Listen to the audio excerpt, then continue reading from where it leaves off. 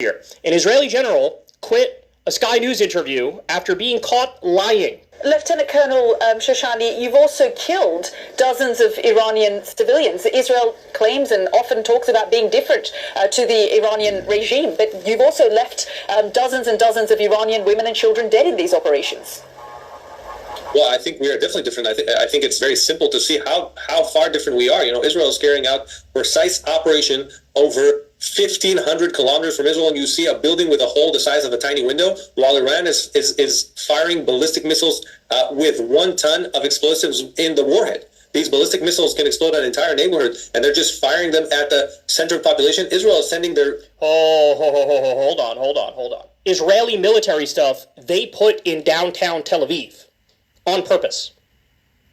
Because they felt like then, if we get attacked, we can say, oh, you're just going after the civilians. That's what they did. So in other words, the same claim they make against Hamas and Hezbollah and all of their enemies, that they use human shields. By their own definition, they are using human shields. It's just, the incredible dishonesty is something that I'm just astounded to see. Because here you have a government that's been live streaming a genocide for over a year, and now they have the nerve. I've seen these pro-Israel accounts go, oh, they're going after our civilians. Can you believe that? You are the last people on fucking earth who can clutch your pearls over that shit when all you do is target civilians. Oh my God. We're sending our people to be above enemy territory to try and do as precise as we can, and we have been very precise so far, and we have even given warnings. You know, the most important thing in the battlefield is to have the element of surprise. We have given warnings, which is the Lebanon playbook, and we ended up seeing thousands of people dead in your war against Hezbollah last year. That is not true. Colonel, I was on the ground. I was on the ground in Lebanon. We have seen thousands of... I was on the ground in Lebanon, and I saw, Lieutenant Colonel, I was on the ground in Lebanon. I was seeing how you were issuing the warnings and not giving people enough time to get out, and then we saw thousands of civilians displaced and thousands killed. But I just that is not true. We have seen thousands of terrorists killed in Lebanon. Successfully, we've not seen thousands of including civilians, including women and children and civilians in Israel Lebanon. carried out the most precise operation in history with the Viper operation. We were able to hit thousands of Hezbollah terrorists without... They absolutely got civilians with that attack. Absolutely. There's tremendous evidence. Oh my God. Anyone around them being injured. You are misleading your audience. Israel had the most precise operation against a terror guerrilla. The death toll in Lebanon in 1 week was higher than an entire month in 2000. Of terrorists, of Hezbollah terrorists. Were killed. Not all of those people, there were thousands of people that were killed were terrorists. And we've seen the same sort of operations in Gaza as well, where 60,000 people, including thousands of women and children in Gaza, I apologize. have been killed. We're going to continue in a bit. Thank you. All right. Bye. Oh my God, bro.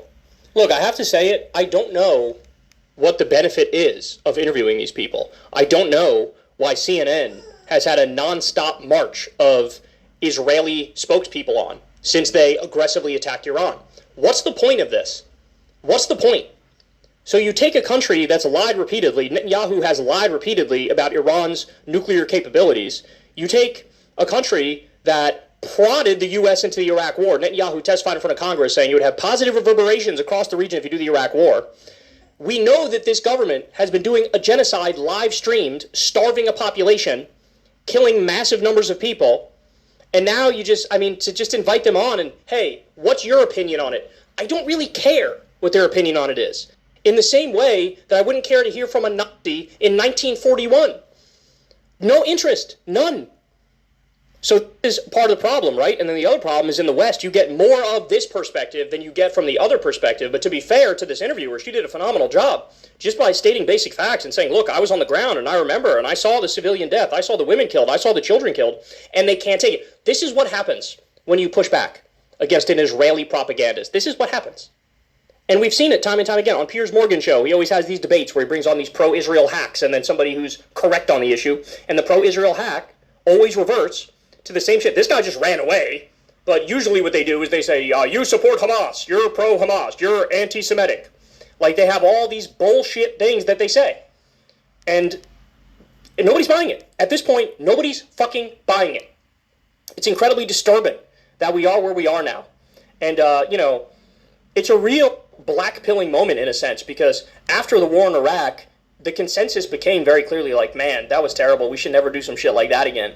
And then now we're in a position where they're doing it again. They're doing it again, except the lies are even more egregious. It's even worse. So, Groundhog Day, man. Go watch that movie with Bill Murray. That's a phenomenal movie. That's what I feel like we're living in right now. Every day we wake up is the same fucking horrid day over and over. But these are the people who are steering the world towards the abyss. And let's not downplay the impact of the religious fanaticism at play too. You have Christian Zionists like Mike Huckabee saying that Trump was picked by God, basically to usher in end times. He compared him to Truman, which is a scary thing to say. Why? Because Truman is the one that dropped the nukes on Japan. This is what these people want. Mike Huckabee thinks Jesus is going to ride down on a winged horse and usher in end times, Armageddon. And these are the people controlling policy. Trump now thinks he was touched by God after surviving the 2 assassination attempts, right? You got ultra-Orthodox extremist Israeli settlers who think God gave them Palestinian land. And the whole point of going after Iran is they are a threat to Israeli hegemony in the region, and so we need to defeat them. That's what they're doing. And it doesn't, the lies that, go hand in hand with that are fucking through the roof. It is through the roof. It is astonishing. It's absurd. And hopefully people keep waking up to this fact. But this was a great job by this host. And of course the Israeli general ran away like the little bitch he is. Because that's all they got, man. Murdering innocent people. And then if you push back against their shit, they crumble. Because they know they're wrong. They know they're wrong. How could you not know that you're wrong? How could you not know? When you look at the leadership in your country, and the leadership in your country, they've said the most genocidal shit I've ever heard in my life. Just in a litany of top Israeli military officials and political officials.